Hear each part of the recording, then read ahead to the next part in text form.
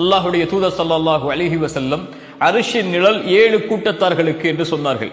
அதில் ஒருவர் வலதுகரம் தர்மம் செய்யும், இடதுகரத்திற்கு கூட தெரியாமல். இன்னொரு நபர் தனிமையில் அல்லாஹ்வை நினைவு கூறுவார், அதனால் அவர்களுடைய கண்கள் கண்ணீரை வடிக்கும். இந்த நபர், இந்த இருவரும் மக்கள் மத்தியில் அறியப்பட வேண்டும் என்பதற்காக தர்மம் செய்யவில்லை, மக்கள் மத்தியில் அறியப்பட வேண்டும் என்பதற்காக கண்ணீர் வடிக்கவில்லை. இந்த இருவருடைய செயலையும் அல்லாஹ் அங்கீகரித்து அல்லாஹ் அவர்களை நாளை மறுமையில் அரிஷின் நிழலை கொடுப்பான் என்று அல்லாஹுடைய தூதர் ஸல்லல்லாஹு அலைஹி வஸல்லம் சொன்னார்கள். அல்லாஹுடைய தூதர் ஸல்லல்லாஹு அலைஹி வஸல்லம் சபையில் ஒருவர் கடந்து செல்கிறார். நபித்தோழர்களை பார்த்து அல்லாஹுடைய தூதர் கேட்டார்கள், இந்த மனிதரை பற்றி என்ன சொல்கிறீர்கள்?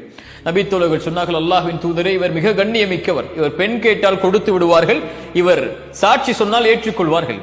அல்லாஹுடைய தூதர் ஸல்லல்லாஹு அலைஹி வஸல்லம் மௌனம் காத்தார்கள். இன்னொரு நபர் கடந்து சென்றார். அல்லாஹுடைய தூதர் அவரை பார்த்து கேட்டார்கள், ஏழ்மையுடைய தோற்றத்தில் இருக்கக்கூடிய நபரை பார்த்து, இவரை பற்றி என்ன சொல்கிறீர்கள் என்று. நபித்தோழர்கள் சொன்னார்கள், யா ரசூலல்லாஹ், இவர் கண்ணியம் இல்லாதவர், இவர் பெண் கேட்டால் யாரும் கொடுக்க மாட்டார்கள், இவர் சாட்சி சொன்னால் யாரும் அங்கீகரிக்க மாட்டார்கள். அல்லாஹுடைய தூதர் ஸல்லல்லாஹு அலைஹி வஸல்லம் சொன்னார்கள், நீங்கள் யாரை கண்ணியமற்று பார்த்தீர்களோ அந்த ஏழ்மையுடைய தோற்றத்தில் இருந்த, பெண் கேட்டு கொடுக்கப்படாத, சாட்சி கூறி ஏற்றுக்கொள்ளப்படாத இந்த நபர் சிறந்தவர். நீங்கள் கண்ணியமோடு பார்த்த அந்த நபர் உலகமெல்லாம் நிரம்பி இருந்தாலும் சரி.